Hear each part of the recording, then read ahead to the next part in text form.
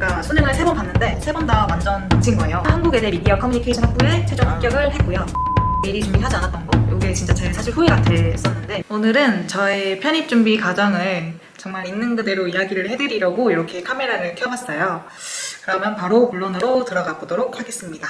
저는 원래 3주를 했었어요. 그러니까 수능을 3번 봤는데 3번 다 완전 망친 거예요. 정말 그때는 정말 하늘이 무너지는 것 같았는데 정말 저를 믿어주셨던 부모님께도 너무너무 죄송하고, 그렇게까지밖에 못한 제 자신이 너무 한심하게 느껴지더라고요. 그래가지고 도저히 이렇게 제 인생을 끝내면 안 되겠다라고 생각이 들어서, 저는 사실 대학교 1학년 때부터 이제 편입을 해야겠다라고 생각을 하고 있었습니다. 그러다가 이제 편입 공부를 본격적으로 하게 되는 결정적인 계기가 있는데요.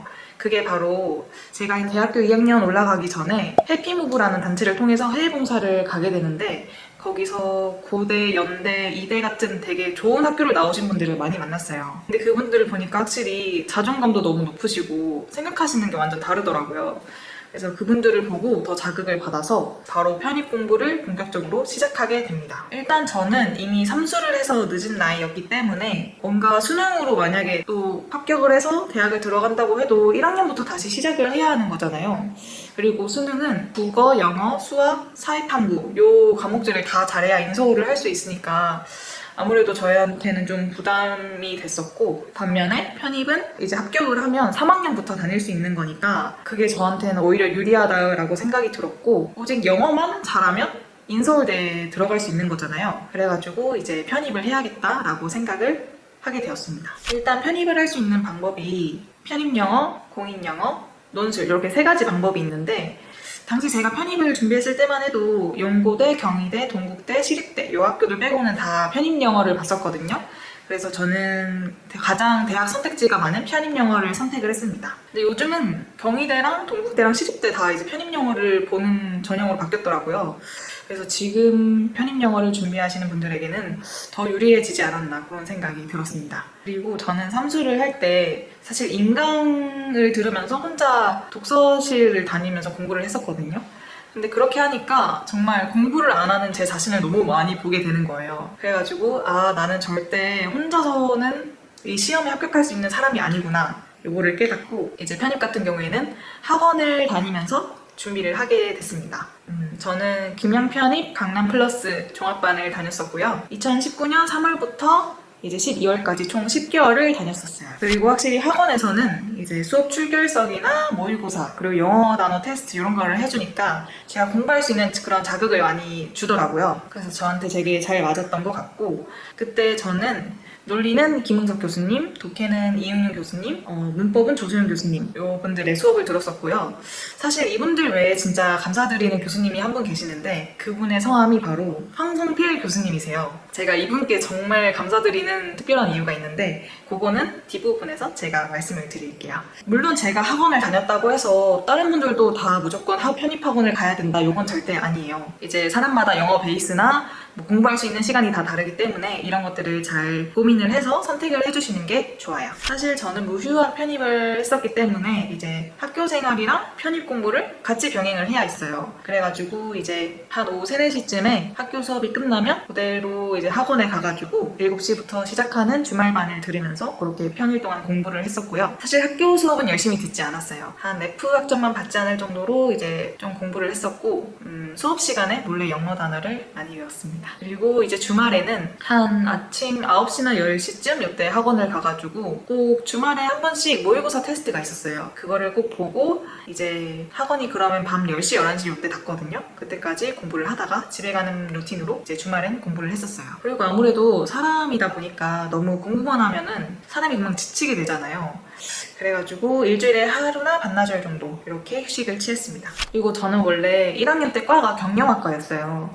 근데 편입은 아무래도 영어 공부가 굉장히 중요하잖아요. 그래서 2학년 때 과를 아예 영어과로 전과를 해버렸어요. 사실 이게 뭐 편입 영어 공부에 실질적인 도움이 되는지는 모르겠지만 그래도 영어에 조금 더 친숙해질 수 있는 그런 도움이 됐던 것 같아요. 그리고 사실 제가 다녔던 학교 학교가 있는 용인이랑 이제 학원이 있는 강남이랑 꽤 거리가 있거든요. 그래가지고 항상 학원이랑 학교의 왕복 시간이 2시간씩 걸렸어요. 그래서 그 2시간 동안 항상 영어 단어를 암기를 했고, 뿐만 아니라 또 밥 먹는 시간에도 되도록이면 혼자서 먹었고, 그때도 마찬가지로 영어 단어를 항상 열심히 외웠습니다. 또 한 가지 더 말씀드리자면, 제가 편입학원을 다닐 때 항상 맨 앞자리에서 수업을 들었었거든요. 그리고 이제 학원에서는 선생님한테 질문하는 거 빼고는 아무 말도 안 했어요. 그러니까 편입학원에서 친구를 안 만든 건데요. 그만큼 저는 학교 생활을 하면서 편입 공부를 했다 보니까 그만큼 편입 공부를 할 수 있는 시간이 한정되어 있잖아요. 그래서 최대한 그런 짜투리 시간을 활용해서라도 편입 공부를 할 수 있도록 그런 식으로 많이 노력을 했습니다. 근데 그렇게 하다 보니까 정말 어떤 날은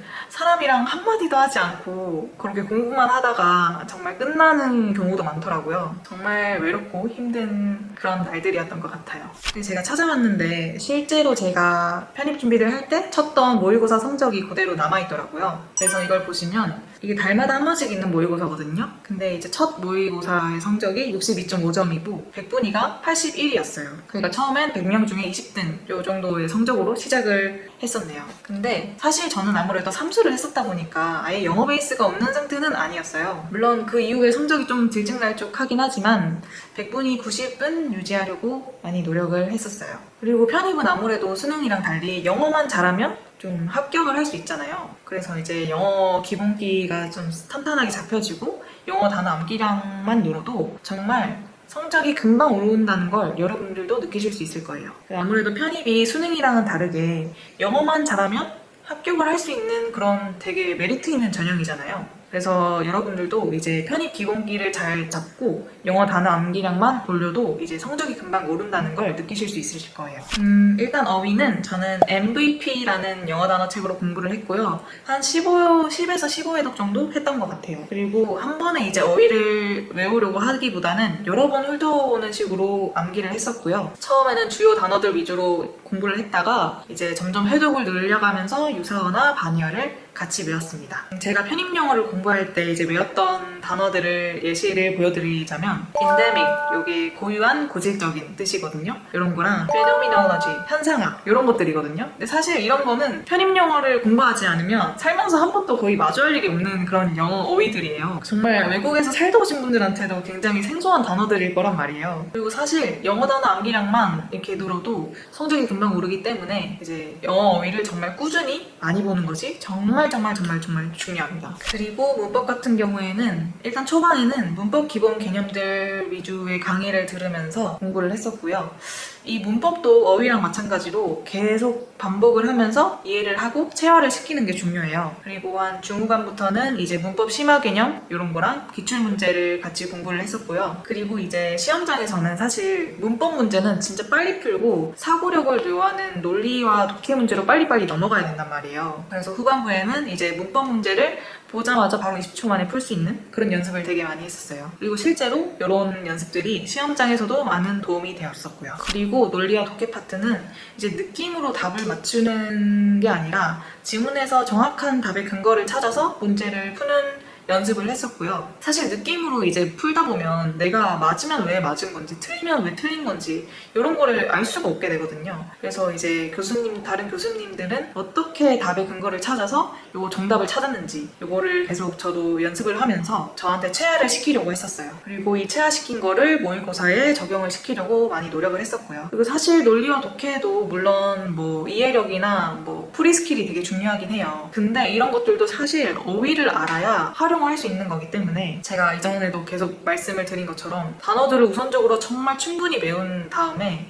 이제 수업에서 배운 내용들을 적용하고 내가 좀 연습을 하는 것이 중요합니다. 사실 저는 초반에는 되게 성적이 금방 올라가지고 오히려 초반에 되게 공부가 되게 잘 됐어요. 근데 이제 날이 점점 추워지는 9월이랑 10월 때부터 시험이 다가오니까 멘탈이 점점 흔들리기 시작해요. 아, 이번에도 대학 다 떨어지면 나 진짜 어떻게 살지? 뭐 이런 불안감도 있었고, 아, 정말 모의고사 조금만 삐끗해도 막 진짜 너무 무섭고, 뭐 어떤 날은 너무 불안해가지고 숨도 막 안 쉬어지는 거예요. 그래가지고 막 공부 너무 하기 싫은 날에는 그냥 막 놀았는데, 그럼 또 내 자신이 너무 나 왜 이렇게 하면 안 되는데 왜 이거밖에 못하지? 이러면서 제 자신이 막 원망하기도 하고 막 그랬었는데 이 슬럼프를 어떻게 이겨내려고 했었냐면 사실 제가 말씀드린 대로 초반에 저는 진짜 열심히 했었거든요. 밥도 거의 혼자 먹고 뭐 계속 버스로 타고 다닐 때도 계속 영어 단어를 외우고 엄청 열심히 했단 말이에요. 근데 이 초반에 제가 공부했던 것을 계속 되돌아보면서 그래 내가 이렇게 열심히 했는데 이번에도 안 되는 건 말이 안 되지 이런 생각을 계속 했었고 그리고 사실 그 편입학원 비용이 진짜 비싸거든요. 그래서 제가 이 학원인비가 너무 비싸서 당시에 고시원에서 살았었는데 그래 이제 학원비도 이렇게 비싼데 수업이 있는 날에는 무조건 그래도 학원에 가자 이렇게 마음을 다잡으면서 조금 어떻게든 좀 공부하기 싫은 마음을 참고 책상에 앉아 있으려고 그런 노력을 많이 했었어요. 그리고 저는 총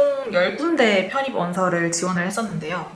그걸 하나씩 말씀드리자면 서강대, 성균관대, 한양대, 외대, 이화여대, 중앙대, 인하대, 건국대, 홍익대, 국민대 이렇게 지원을 했었습니다. 과는 되게 골고루 냈었어요. 중앙대는 사회학과, 한양대는 철학과, 외대는 미컴학부 이렇게 지원을 했었는데 사실 있는 계열은 일반 편입이 특히나 경쟁률이 너무너무 높잖아요. 그래가지고 저는 비메이저 과를 위주로 이제 지원을 했었고 그 외에도 사실 저는 방송 쪽에 원래 관심이 좀 있었어가지고 이제 외대는 미컴학부 이렇게 지원을 했었습니다. 그리고 편입 입시 결과는 최종적으로 한국외대 미디어 커뮤니케이션 학부에 최종 합격을 했고요. 이제 중앙대는 1차까지 붙었다가 이 2차에서 편입 영어랑 서류를 보거든요. 뭐 자소서랑 학업 계획서 이런 거. 근데 이 2차에서 아쉽게 떨어졌습니다. 근데 제가 아까 황승필 교수님께 정말 특별히 감사한 이유가 있다고 말씀을 드렸잖아요. 그게 뭐냐면 이제 학교마다 시험 스타일이 진짜 다르거든요. 근데 저는 항상 그 외대 기출문제를 풀 때마다 성적이 너무 안 나오는 거예요. 그래가지고 진짜 편입 그 학원 선생님한테 제가 상담을 했었어요. 다른 거는 좀 괜찮은데 외대 기출이 진짜 성적이 너무 안 나온다. 여기를 아예 내지 말까 해서 요 고민도 같이 했었단 말이에요. 근데 정말 신기한 게 그 한 10월인가 11월쯤에 황성필 교수님께서 이제 요런 지문들이 이제 시험에 나올 수 있다 이런 쪽집게 강의를 해주셨단 말이에요. 근데 그때 이 지문 나올 수 있으니까 한번 봐봐 라고 했던 게 진짜 외대 기출로 나온 거예요. 그래가지고 이거 내가 봤던 건데? 이러고 그냥 10초 만에 풀고 넘어갔던 기억이 있어요. 그래가지고 제가 최종적으로 또 외대에만 합격을 했잖아요. 그래서 이렇게 합격을 한 게 이 황 교수님 덕분이라고 생각을 아직도 하고 있어서 늦었지만 감사하다는 말씀 꼭 전해드리고 싶었습니다.